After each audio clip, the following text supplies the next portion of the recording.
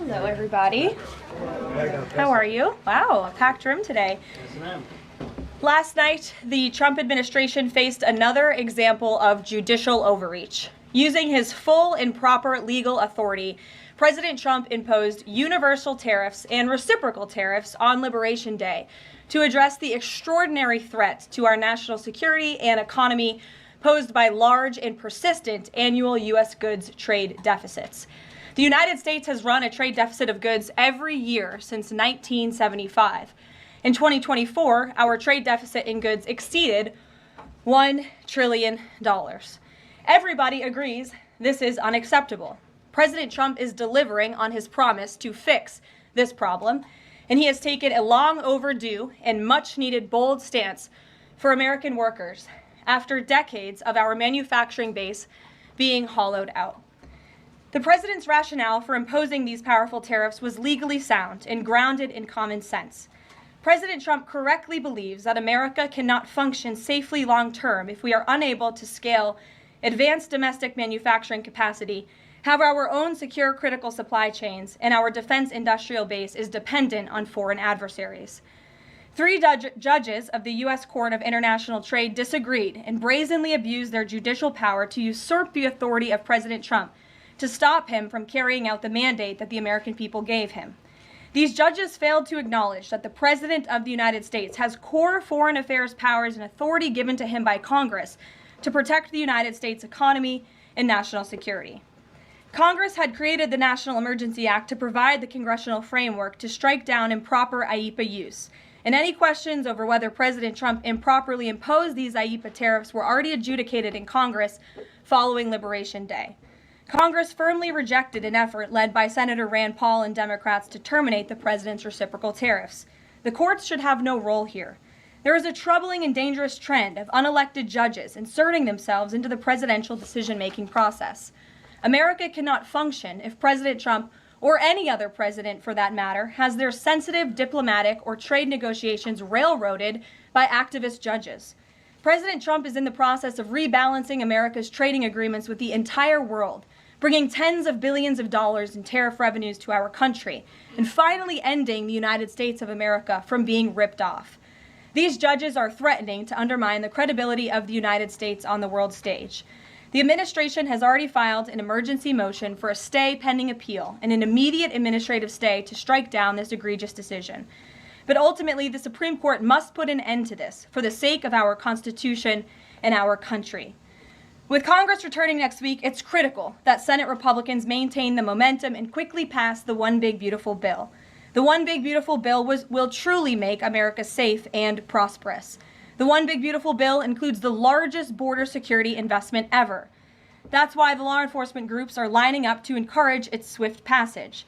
The National Fraternal Order of Police, the largest police union in the country, just endorsed key provisions of the bill.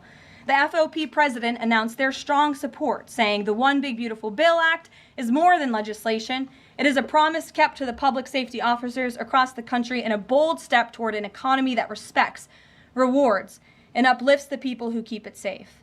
And the National Border Patrol Council, which represents nearly 20,000 Border Patrol agents, hailed the legislation as well. The group's president said this legislation provides a once-in-a-generation investment in the border security of our great country and will make America safer. The One Big Beautiful Bill will guarantee we can permanently have the safest, strongest, and most secure immigration system in American history. I also want to take the opportunity to debunk some false claims that have been circulating in the press about this bill. The blatantly wrong claim that the One Big Beautiful Bill increases the deficit is based on the Congressional Budget Office and other scorekeepers who use shoddy assumptions and have historically been terrible at forecasting across Democrat and Republican administrations alike. For example, just before Congress enacted the original Trump tax cuts at the end of 2017, the same CBO projected that growth would average a mere 1.9% over the next 10 years. However, by 2019, actual growth had surged to 3.4% once the Trump tax cuts went into effect, exceeding the CBO forecast by nearly 2 full percentage points. The CBO's latest forecast makes the same anemic growth assumptions as they did in 2017, missing the impact of the One Big Beautiful Bill. The CBO assumes long-term GDP growth of an anemic 1.8%, and that is absurd. The American economy is going to boom like never before after the One Big Beautiful Bill is passed. The largest middle-class tax cut in history, massive deregulation, and the most aggressive domestic energy exploration ever will fuel small businesses, further boost private investment, increase workers' wages, and supercharge economic growth. The Council of Economic Advisors has factored in the effects of all these pro-growth policies and estimated in their own analysis that growth will average 3% in the long run after the One Big Beautiful Bill is passed, which is nearly double the ridiculous CBO projection. This higher growth would result in $4.1 trillion in additional revenue over the next 10 years. Between the common sense spending reforms contained in the One Big Beautiful Bill and the robust economic growth that will be generated as a result of it, there will be no increase to the deficit. The same analysis from the CEA shows just how this historic package will unleash prosperity and ignite a blue-collar boom across America. But if the radical Democrats get their way and the One Big Beautiful Bill does not pass, Americans will face a whopping $4 trillion tax hike. This is unacceptable to President Trump. President Trump will not allow Democrats to massively raise Americans' taxes. Senate Republicans must get this bill passed. Failure is not an option. The American people are counting on Republicans to deliver. In other news, despite all the doom casting from the media, Americans are growing more and more optimistic about the economy under this president. Consumer confidence surged in May with the biggest monthly jump in 4 years, smashing expectations. According to the release from the Consumer Confidence Index, the increase in confidence was broad-based across all age groups, income groups, and political affiliations. Our country is clearly heading in the right direction under President Trump's bold leadership. For the first time in history of Rasmussen polling, a majority of Americans believe the country is on the right track. It's unsurprising because the president is fulfilling the promises he made to the American people. Here in our new media seat today, we have the editor-in-chief of The Federalist, Molly Hemingway. The Federalist is led by Molly and Sean Davis and provides fearless journalism and coverage of politics and culture to millions of readers all over the world. Thank you for being here, Molly, and why don't you please kick us off? Thank you, Caroline.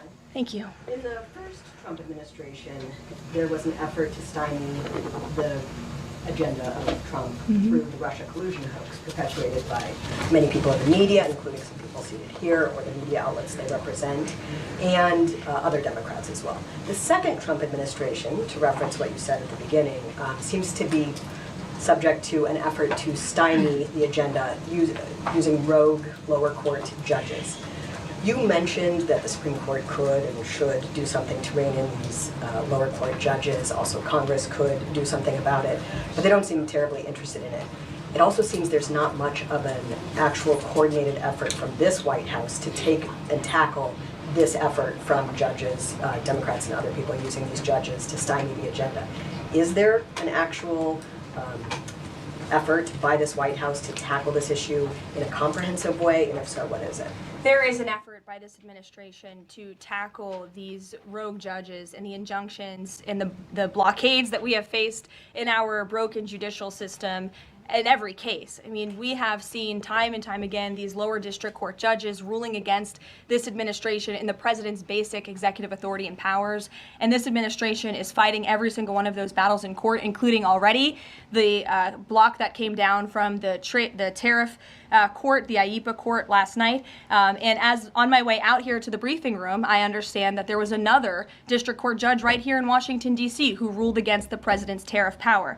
And I will get to the heart of your question, and I'm glad that we are addressing this in the room today, because nationwide injunctions ordered against the first Trump administration, Trump 1.0, account for more than half of the injunctions issued in this country since 1963.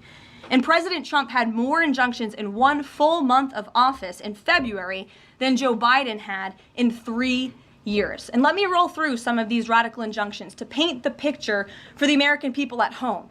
These are not just talking points. These are real judges in the court of law who are trying to block the president's power and the policies that he was elected to enact. For example, a court ordered the Trump administration to return already deported terrorist aliens back to the United States. A court has ruled the Trump administration can't even temporarily pause our refugee programs. Courts prohibited the Trump administration from eliminating federal funding for child transgender surgery and mutilation, a practice that the American people overwhelmingly reject. A court also held that the Trump administration could not ban people experiencing gender dysphoria or mental health issues from serving in the military. Ridiculous. Courts prohibited the removal of transgender women from women's prisons despite potential physical harm to real women in those prisons, biological women. A Northern District of California judge issued an absurd ruling that the president cannot fire people within the executive branch without Congress passing a bill, even though Congress has expressly authorized the president through the Office of Personnel Management to authorize reductions in force across agencies. A court also ordered the Trump administration to rehire thousands of already fired employees in several cases. A federal judge blocked the Trump administration from defunding the Department of Education, another signature campaign promise that this president has the power to implement. Courts ordered the Trump administration could not eliminate funding for illegal DEI programs, hence the word illegal. These are illegal programs to begin with, and now the courts are trying to say this president can't roll them back. And a district court judge prohibited the president from issuing any categorical funding freezes. And then another court ordered on top of that the administration makes $2 billion of payments in 36 hours. These are just a few of the ridiculous orders that we have seen from lower district court judges every day, and we hope that the Supreme Court will weigh in and rein them in.